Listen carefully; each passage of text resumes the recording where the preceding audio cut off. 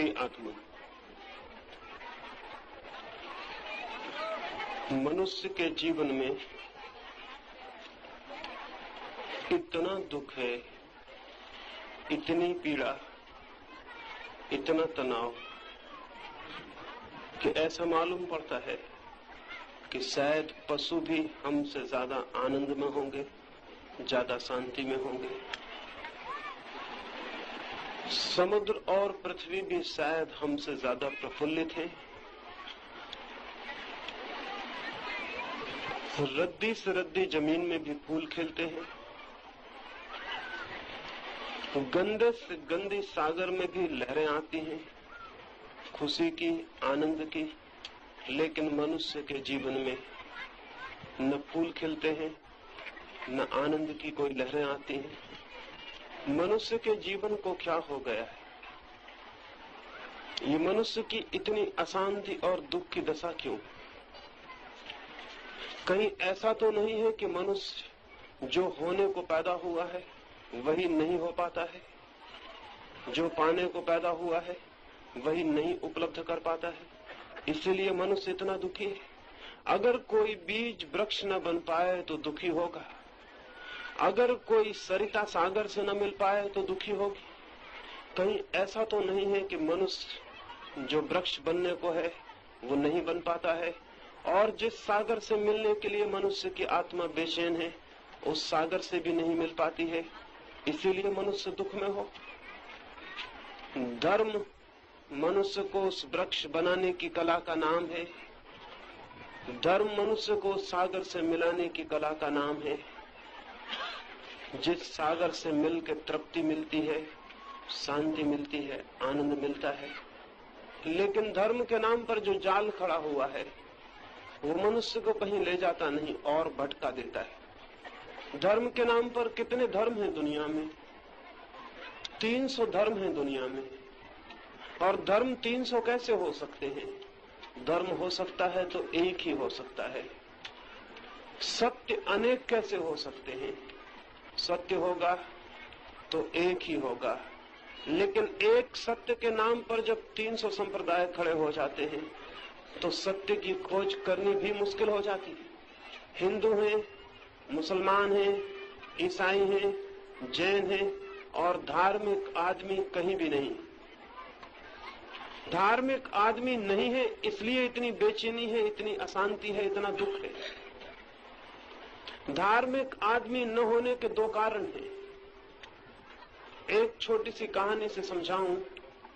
पहला तो कारण यह है कि मनुष्य उन चीजों को बचाने में जीवन गंवा देता है जिनके बचाने का अंततः कोई भी मूल्य नहीं। मनुष्य उस दौड़ में सारे जीवन को लगा देता है जिस दौड़ में दौड़ने के बाद भी कहीं पहुंचने की कोई उम्मीद नहीं।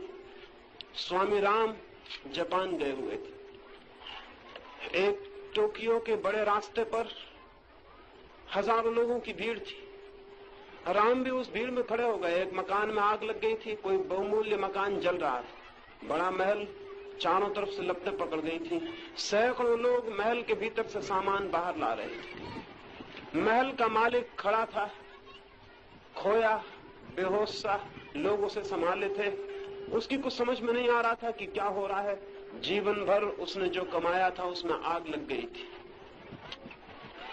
फिर लोग बाहर आए, तिजोरियां लेकर, बहुमूल्य सामान लेकर, किताबें लेकर, कीमती दस्तावेज लेकर, और उन लोगों ने कहा कि अब एक बार और भवन के भीतर जाया जा सकता है, फिर तो लपटें पूरी तरह पकड़ लेंगी, फिर भीतर जाना असंभव होगा। हमें जो भी महत्वपूर्ण मालूम पड़ा हमने बचा लिया है। अब भी कोई और चीज खास रह गई हो तो आप हमें बता दें, हम उसे बचा लाएं।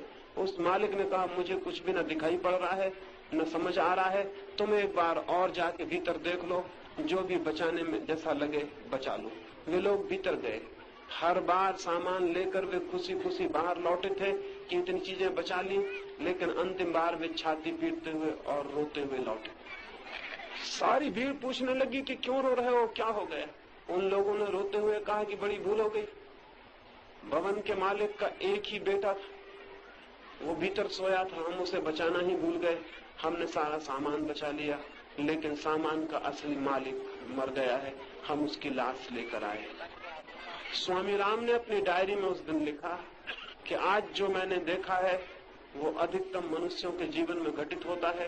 लोग व्यर्थ की चीजें बचाने में जीवन गंवा देते हैं और जीवन का असली मालिक मर ही जाता है, उसे बचा ही नहीं पाते। अधिक लोग इसलिए जीवन को व्यर्थ कर लेते हैं कि उन्हें पता ही नहीं कि जीवन में क्या बचाने योग्य है, क्या छोड़ देने योग्य है। हम सब वस्तुएं और सामान बचाने में लग जाते हैं और खुद का व्यक्तित्व, खुद की आत्मा खो देते हैं। एक तो कारण यह है कि मनुष्य धार्मिक नहीं हो पाता, और जो मनुष्य धार्मिक नहीं हो पाता है वो मनुष्य कभी आनंदित भी नहीं हो सकता है। धार्मिक होना और आनंदित होना एक ही बात को कहने के दो ढंग हैं। अधार्मिक होना और दुखी होना एक ही बात को कहने के दो ढंग हैं। इसलिए कोई कभी कल्पना न करे कि अधार्मिक होते हुए भी कोई व्यक्ति कभी आनंदित हो सकता है। ये असंभव है। जैसे शरीर की बीमारियां हैं और शरीर से बीमार आदमी कैसे आनंदित हो सकता है, शरीर तो स्वस्थ चाहिए, वैसे ही आत्मा की बीमारियां भी हैं। अधर्म आत्मा की बीमारी का नाम है। जो आत्मा की बीमारी में पड़ा हुआ है वो कैसे आनंदित हो सकता है। शरीर दुखी हो तो भी एक आदमी भीतर आनंदित हो सकता है, लेकिन भीतर की आत्मा ही दुखी हो तब तो आनंदित होने की कोई उम्मीद नहीं है, कोई आशा नहीं। लेकिन जिस आत्मा को आनंदित करना है उस आत्मा के लिए हम कुछ भी नहीं करते।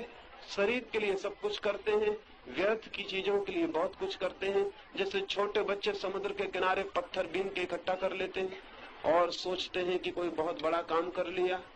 जैसे कि छोटे बच्चे समुद्र के किनारे बैठकर रेत के मकान बना लेते हैं और लड़ते हैं, झगड़ते हैं कि मेरा मकान तोड़ दिया, मेरे मकान पर लात मार दी।